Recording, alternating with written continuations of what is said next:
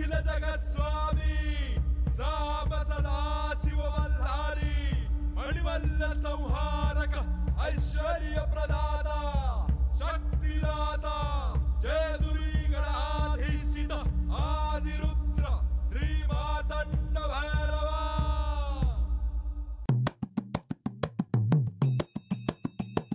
जय देवा जय देवा जय देवा जय देवा जय देवा जय शिव मार्तंडा।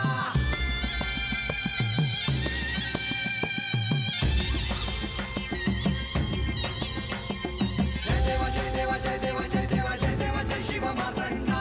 हरिवर्धन मल्हारी तुझी प्रचंडा। अगडतून नगारा सोन्याची जेजुरी देव गेले जेजुरा निळा घोडा। अगडतून नगारा सोन्याची जेजुरी देव गेले जेजुरा निळा घोडा। पाव में तोडा कमरी कर पटा बिहिर मस्तकी तुरा।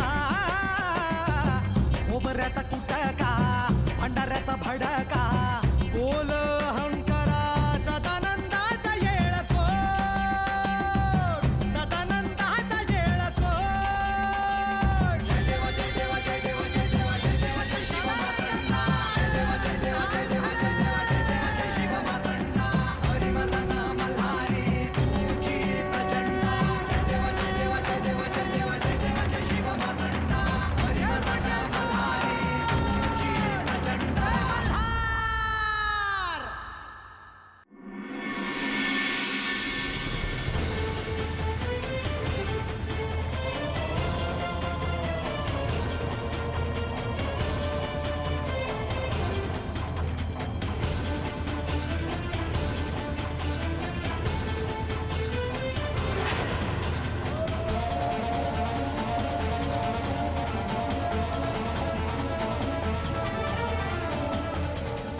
मला असं पण का पडलं? चरितं देवदेवस्य महादेवस्य पावनम् अपारं परमोदारं चतुर्वर्गस्य साधनं गौरी विनायकोपेतं पंचवक्त्रं त्रिनेत्रकं शिवं ध्यात्वा दशभुजं शिवरक्षा पठेन्नरः गंगाधर शिरः पातु भालम् अर्धेन्दुशेखरः नयने मदनध्वंसी कर्णो सर्पविभूषणः।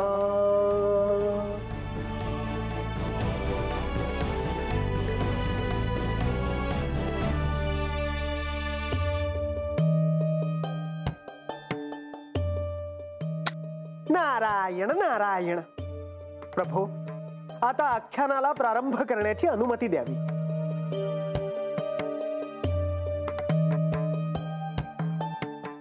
महाराज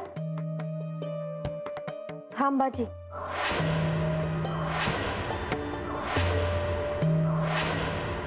बानू, काय झालं?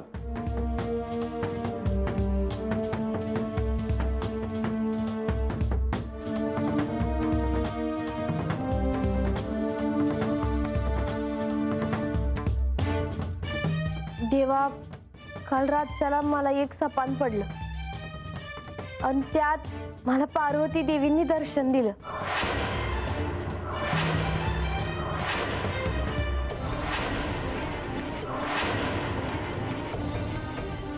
हे काय बोलतेस तू? होय, मी खरं आहे तेच सांगते आहे बघा। पर मला हे कळणं झालं आहे काही समजा आजच कशा पायी घडावं। हा निश्चितच कोणता तरी संकेत आहे।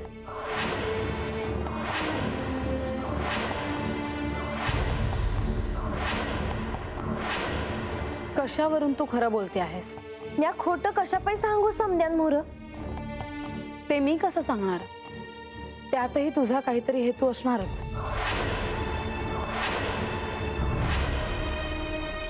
या जे बघितलं आहे तेच सांगते आहे। म्हाळसा, बानूला जर पार्वतीने दृष्टांत दिला असेल तर ती खोटं नाही बोलणार. याआधी अनेकदा गडावर पार्वती देवींचे दर्शन मला झाले आहे. आमची भेट झाली आहे, आमचे बोलणे झाले आहे. असं जर काही झालं असतं तर त्यांनी मला नक्कीच सांगितलं असतं, पण त्यांनी मला तसं काही सांगितलं नाही. तुम्ही बी म्हणताय सा का तुम्हासनी पार्वती देवी भेटत्यात, तुमच्या संग बोलत्यात? हो, पर ते खरं हाय हे कसं कळणार?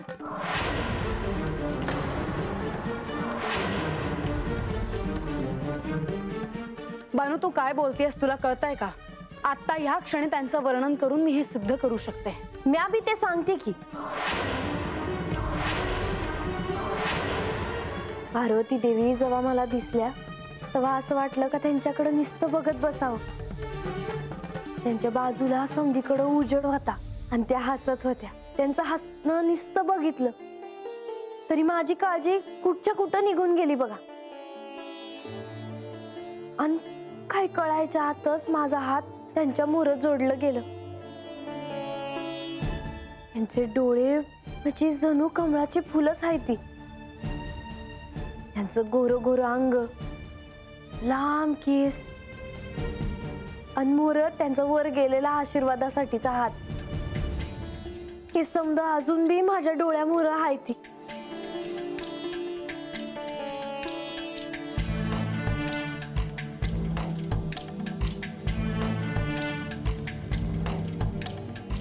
नारायण नारायण. बानू, श्री पार्वती देवींनी जो दृष्टांत तुला दिला ते सत्य आहे आणि श्री म्हाळसा देवींनाही ते पटलं आहे. आणि हे आजच का घडलं हा प्रश्न तुला पडणंही अगदी योग्य आहे. पण म्हणून आख्यान सुरू होण्या अगोदर मी तुम्हासनी थांबविलं बघा. बानू, श्री पार्वती देवींनी तुला आजच दृष्टांत का दिला हे जाणून घेण्याची तुला जशी उत्सुकता आहे, तसंच पुढे काय घडलं हे या आख्यानातून जाणून घेण्याची सगळ्यांना उत्सुकता आहे. जी बानू, नारद मुनी आज आख्यानात जे सांगणार आहे त्यात तुझ्या प्रश्नाचं उत्तर कदाचित मिळेल. मुनिवर, पुढे काय घडलं हे तुम्ही आख्यानातून सांगावं. बानूच्या शंकेचं निरसन सुद्धा होईल. होय माते.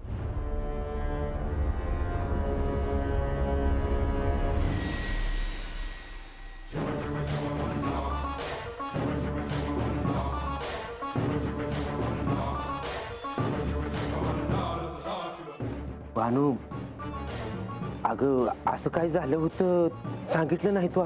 हे रांग्या, अरे गप्प बस की जरा. नाहीतर काय. नारायण नारायण. तर प्रभो, आज या आख्यानाच्या प्रारंभीच बानूला दृष्टांत मिळाला हे आपल्याला कळलं. आणि हा दृष्टांत आजच का मिळाला या प्रश्नाने ती अस्वस्थ आहे. त्याचं उत्तरही आजच्या आख्यानातच आपल्याला मिळेल.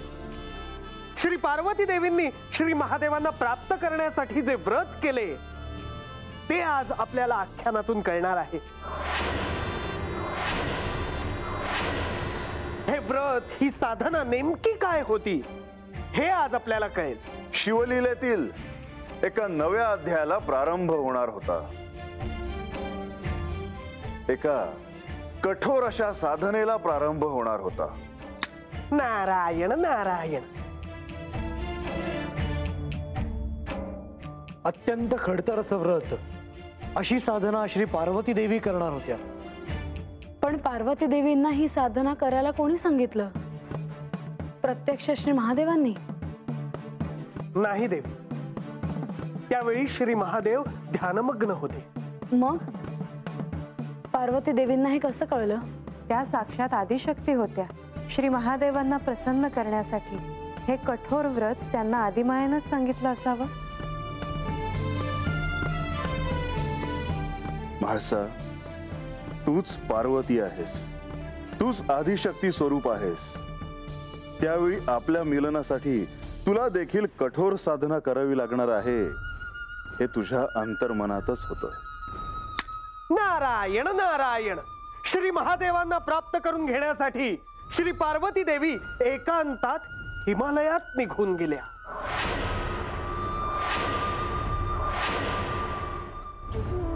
ओम नमः शिवाय. ओम नमः शिवाय. ओम नमः शिवाय. ओम नमः शिवाय. ओम नमः शिवाय.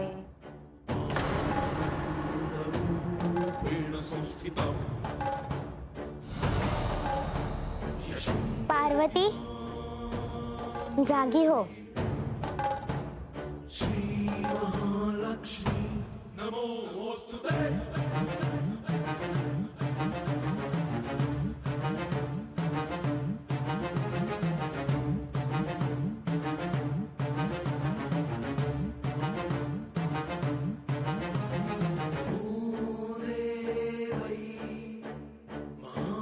तुझे तप कशासाठी चालू आहे हे मला ठाऊक आहे.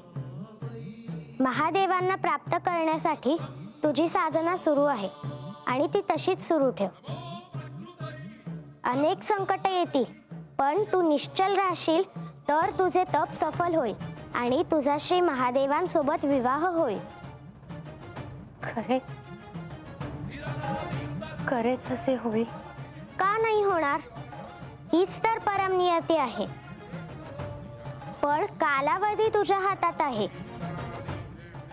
तू जर का या कठोर साधनेतून माघार घेशील तर तुमच्या एक होण्याला विलंब होईल. कोण आहेस तू? मी आदिमाया, आदिशक्ती. तुझा आशीर्वाद असाच राहो माय, असाच राहो.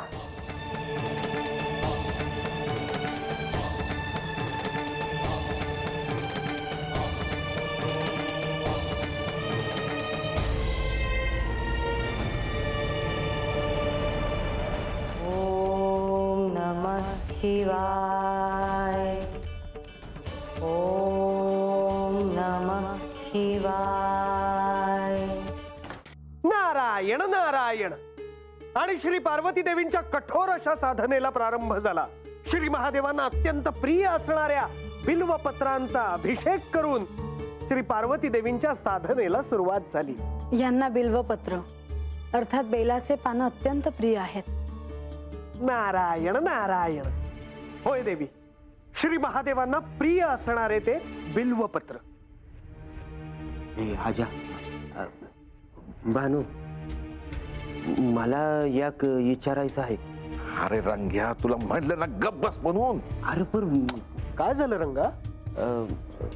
नाही काय नाही जी. हे रंगा, तुला काही प्रश्न पडले आहेत का? वय जी वय. पर रंगा, तुला जे विचारायचं असेल ते निसंकोचपणे विचार.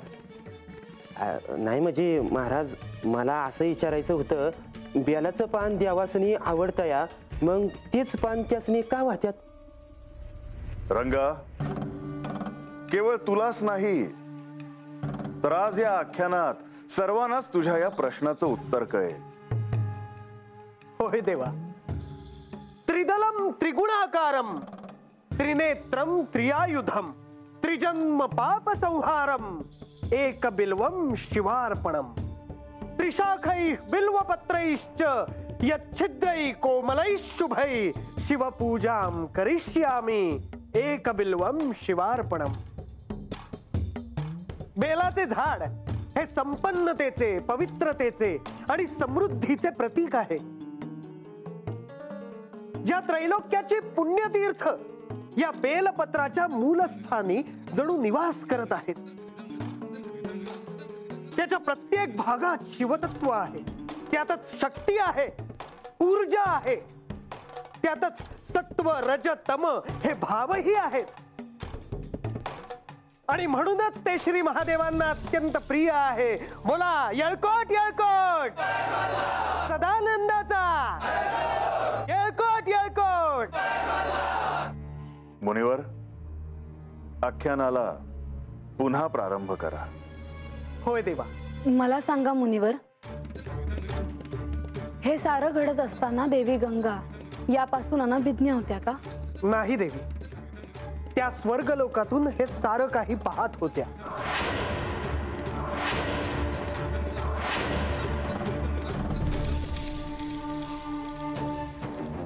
आपण माझ्याशी विवाह कराल? गंगा, गंगा, गंगा! माझी अर्धांगिनी म्हणून सती शिवाय मी कोणाचाही विचार करू शकत नाही.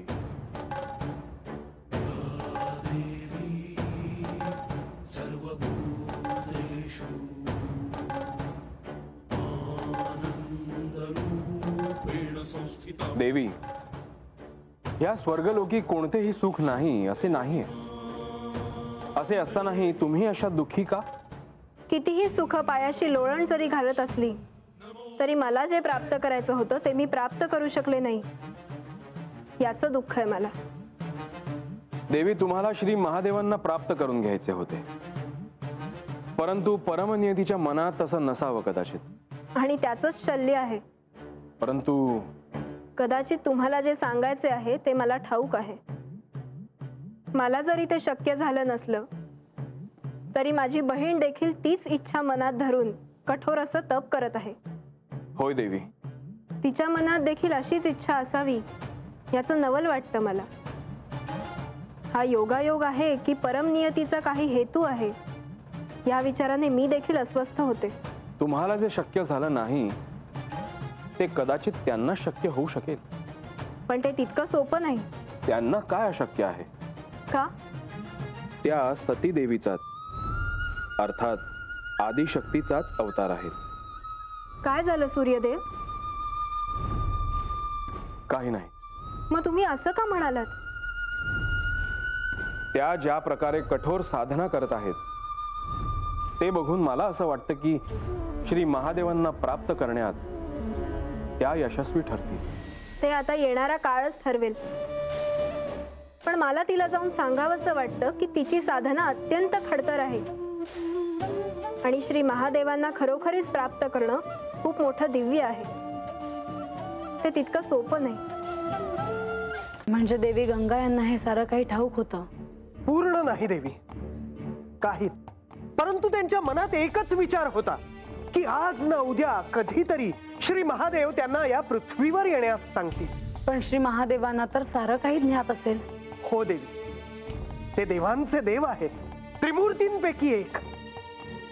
तर एकीकडे श्री पार्वती देवींची कठोर तपश्चर्या चालली होती आणि ज्यांच्यासाठी हे सर्व सुरू होते ते श्री महादेव मात्र ध्यानमग्न होते.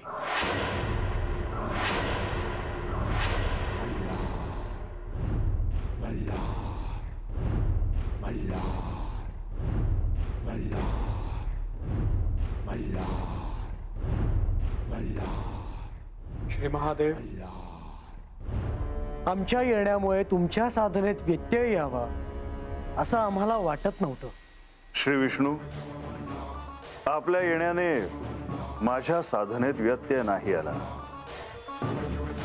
जरी मी ध्यानमग्न असलो तरी सभोवताली काय घडते हे मला जाणवतं.